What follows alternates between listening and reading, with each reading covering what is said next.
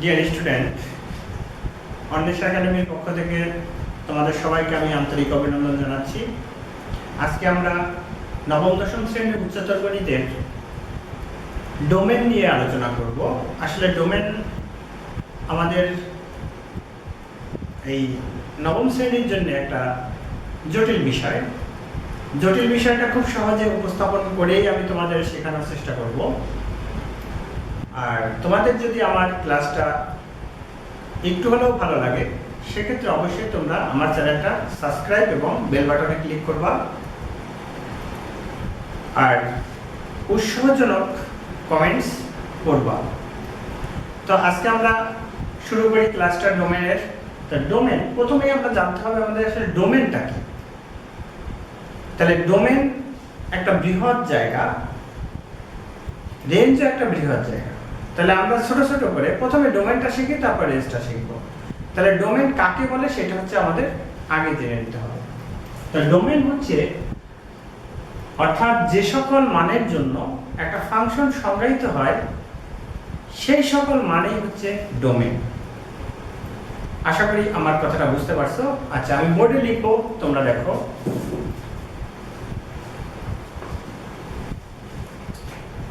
যে সকল মানের জন্য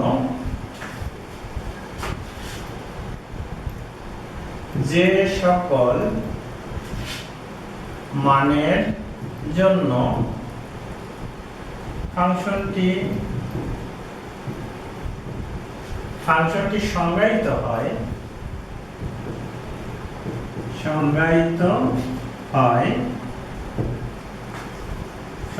হয় তাকে ডোমেন বলে।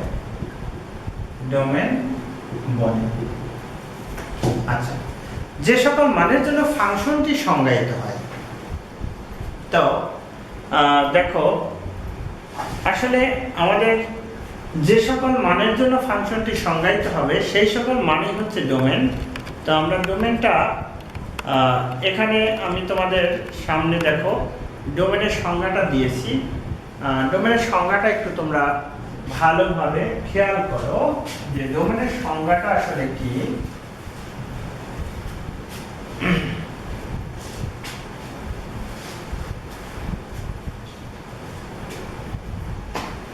যে সকল মানের জন্য ফাংশনটি সংজ্ঞায়িত হয়। এখন সংজ্ঞায়িত আর অসংজ্ঞায়িতের একটা ব্যাপার আমাদের জানার দরকার। তোমরা ছোটবেলা থেকেই হয়তোবা দেখেছো যে, দেখো লক্ষ্য করো যে আমরা যখন 2/2 যদি আমরা করি সমান সমান 1 হয়, আবার 0/2 সমান সমান কত? 0। কিন্তু আমরা কি জেনেছি কখনো 2 কে 0 দ্বারা ভাগ করলে কত হয়? আসলে 2 কে 0 দ্বারা ভাগ করা যায় না। 0 দ্বারা ভাগ করা যায় না, কারণ এই 0 দিয়ে ভাগ করলে ভাগফলটা কি হবে? এখন পর্যন্ত এটা মানে যারা অঙ্ক নিয়ে গবেষণা করেছে তারা এখন পর্যন্ত এটাকে ব্যাখ্যা করতে পারেনি। তাই ক্যালকুলেটরে যখন আমরা এভাবে ভাগ করি তখন দেখি যে ইনফিনিটি, ম্যাথ এরর, সাইনটেক্স এরর, এরকম 3টা শব্দ ওঠে। এটার অর্থ হচ্ছে অসংজ্ঞায়িত। এটার অর্থ হচ্ছে অসংজ্ঞায়িত, মানে এটা এখন পর্যন্ত ভাষায় ব্যক্ত করা যাবে না। তাহলে সেই ক্ষেত্রে আমরা ধরো আমি 1/x লিখলাম। তাহলে 1/x যদি ফাংশন অফ x = 1/x হয়, তাহলে এত এর ডোমেন কি হবে? এত এর ডোমেন। তাহলে সেই ক্ষেত্রে আমরা ডোমেনটা অবশ্যই আমাদের এখানে সংজ্ঞায়িত মান হতে হবে, এবং সংজ্ঞায়িত মানগুলো কিসের হবে? বাস্তব সংখ্যার মান নিতে হবে। সেই মানগুলো নিতে হবে বাস্তব, কখনোই অবাস্তব মান হবে না।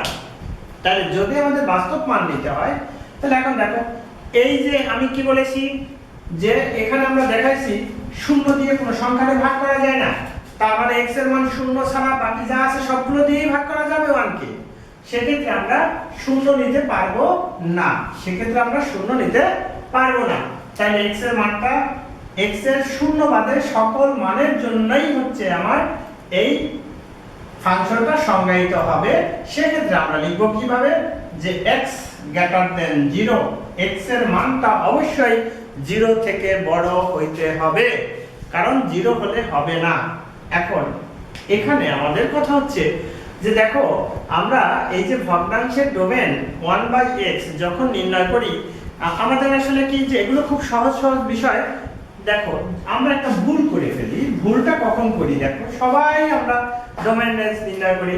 যদি এভাবে একটা কোনো কিছু দেওয়া থাকে যে fx x/x + 2, এক্ষেত্রে আমরা কি করব, এই ক্ষেত্রে আমরা যখন ডোমেন নির্ণয় করব, এই ডোমেন নির্ণয়ের ক্ষেত্রে আমরা একদম ন্যাচারাল ভাবে করে যাই যে আমরা জানি কি, অর্থাৎ হরে 0 হতে পারবে না, তার মানে এটা নেব কি x + 2 not equal 0, এভাবে লিখবো তাই না, not equal 0।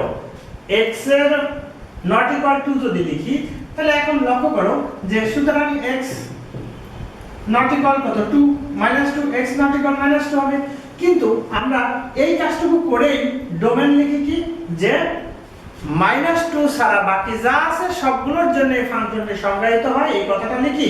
কিন্তু আমরা এই উপরের যে একটা x আছে, এই x এর কথা কখনো বলেই না, তাহলে কি আমরা সঠিক নম্বরটা পাবো? এখন তোমাদের প্রশ্ন হতে পারে যে স্যার আমাদের তো কোনো বইয়েই উপরের x এর কথা কখনো উল্লেখ করেনি, আমাদের 9 10 এর বইয়ে তো নাই, ইন্টারমিডিয়েট বইয়েও ভাবে উল্লেখ করেনি, এই কথাটাই হয়তো তোমরা এরকম বলবা বা স্যাররা আমরা বলে থাকি। কিন্তু তুমি যদি এখানে বলো যে x belongs to R, x এর মান হবে সকল বাস্তব সংখ্যার মান, তাহলে তোমার যদি এটার ক্ষেত্রে সেইটা বলতে পারো যে x যদি এবং কেবল যদি কি হয়, এত হয়, তাহলে সেক্ষেত্রে আমরা অবশ্যই প্রথমে কি করব, এই কাজটুকু করার আগে লিখে আসতে হবে x belongs to R, x belongs to R, এই x এর মানটা হবে বাস্তব সংখ্যা এবং পরবর্তী যেগুলো বের করব সেগুলো বাস্তব সংখ্যা বের হবে। কারণ কখনোই এই যে x/x + 2 এই ধরনের অঙ্ক শুধুমাত্র তোমাকে এরকম একটা প্যাচে ফালাই দেবে প্রশ্নকর্তা, সেজন্যই এই প্রশ্নটা দেয়। সেক্ষেত্রে অবশ্যই আমাকে x belongs to R কথাটা লিখে তারপর হরের কাজটা করতে হবে।